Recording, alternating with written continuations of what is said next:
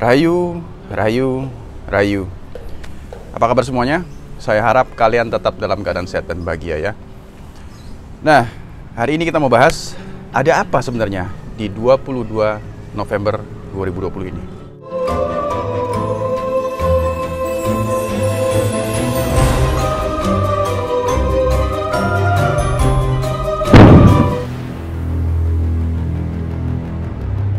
Dalam video saya sebelumnya yang berjudul Sasmita 7 Gunung, di sana saya mengatakan gejolak alam atau fenomena alam dan tingkah perilaku manusia itu akan semakin kita rasakan perubahannya itu nanti mulai dari setelah tanggal 10 ya.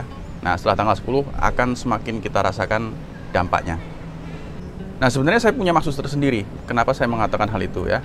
Karena di tanggal itu sebenarnya ada salah satu pelengkap tanda ya silahkan dikaji sendiri, ditelaah sendiri ada apa di tanggal 10 dan setelah itu ya.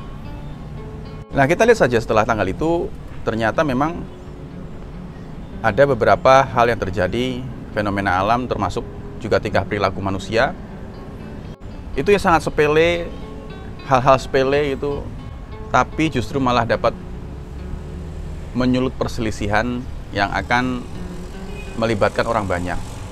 Nah, dan hal-hal itu justru kedepannya akan sering terjadi kalau menurut saya ya. Nah, lalu setelah itu di beberapa video saya membaca dalam kolom komentar pertanyaan dari sedulur-sedulur yang menanyakan mengenai perihal ada apa sebenarnya, ada tragedi apa sebenarnya di 22 November tahun ini gitu ya. Dan juga ada beberapa pertanyaan yang masuk ke saya melalui WhatsApp juga seperti itu, menanyakan hal yang serupa. Tapi saya tidak akan meramalkan hal itu, tapi saya justru akan mengajak kita semua untuk membaca tanda-tanda alam. Karena semuanya bisa kita baca sebenarnya ya. Pola-polanya bisa kita baca, arahnya akan kemana bisa kita baca. Nah, lalu saya cari tahu setelah itu, sebenarnya hal ini dikembangkan oleh siapa sih? Ternyata memang hal ini dikembangkan oleh salah satu paranormal yang cukup terkenal ya. Dia menyatakan beberapa prediksi mengenai 22 November tahun ini ya. Dan memang itu menimbulkan banyak pertanyaan terhadap semua orang. Ada apa ya, di 22 November ini?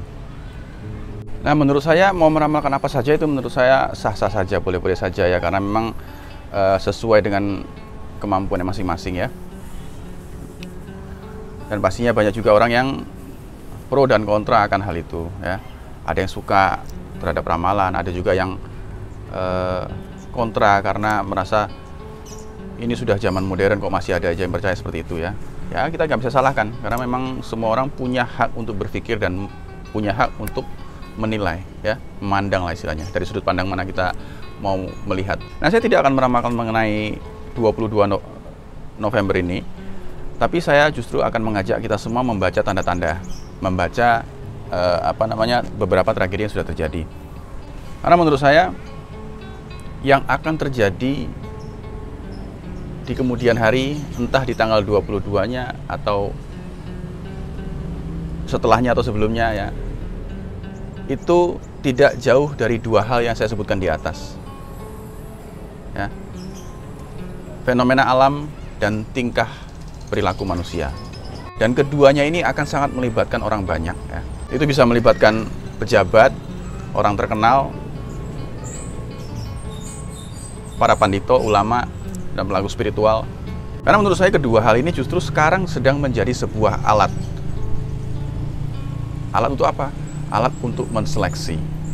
Dan kedua hal ini sekarang sedang menjadi sebuah alat oleh Tuhan ya, untuk mengkelompok-kelompokkan manusia sesuai dengan perilakunya sendiri ya, sesuai dengan jenisnya, sesuai dengan sifatnya ya. Dan seleksi ini berlaku untuk siapapun, tidak peduli mau cucu siapa, mau anak siapa, karena yang punya kuasa Tuhan langsung. Makanya kenapa para leluhur itu memberi petunjuk pada anak cucunya, mau ada ini, mau ada bencana ini, mau ada tragedi ini ya. Itu untuk apa sebenarnya? Itu untuk supaya anak cucunya itu eling lan waspodo, eling marang Gustine ya, ikut memperbaiki diri sehingga benar-benar dituntun ke jalan yang kebaikan. Agar supaya anak cucunya itu termasuk dalam orang-orang yang selamat. Dan supaya ikut masuk dalam tatanan dunia baru itu. Karena zaman baru itu sendiri nanti akan dipimpin atau dikelola ya, akan dikelola sama orang-orang yang benar-benar tunduk dan taat kepada perintah Tuhan yang sejati. Jadi nggak ada lagi yang mementingkan kelompok A, B, dan C, agama A, B, dan C, apalagi penguasa-penguasa. Semuanya menggunakan hukum Tuhan.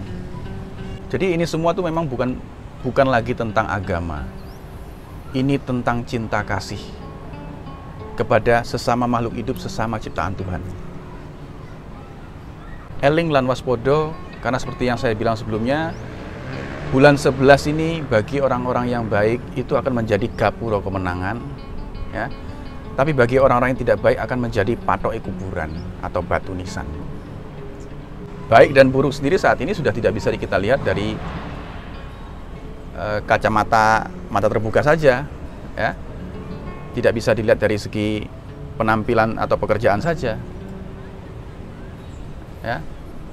Baik dan buruk saat ini hanya bisa dilihat melalui hati, dan hati itu hanya Tuhan yang dapat menilainya. Maka dari itu, saudara-saudaraku, para sedulur, ayo saat ini kita fokus saja untuk memperbaiki diri dan fokus saja untuk menyebarkan cinta kasih, menyebarkan kebaikan sebanyak-banyaknya. Karena hanya itulah sarana kita untuk dapat menjadi golongan orang-orang yang selamat. Ya, tetap eling lan waspada, sabar. Jangan terpancing dengan keadaan yang sedang terjadi. Ya. Pokoknya saya nggak banyak-banyak hari ini, cuma segitu aja. Saya juga tidak merasa benar apa yang saya katakan. Saya bukan apa-apa dan saya bukan siapa-siapa ya. Itu aja hari ini. Rahayu, rahayu, rahayu.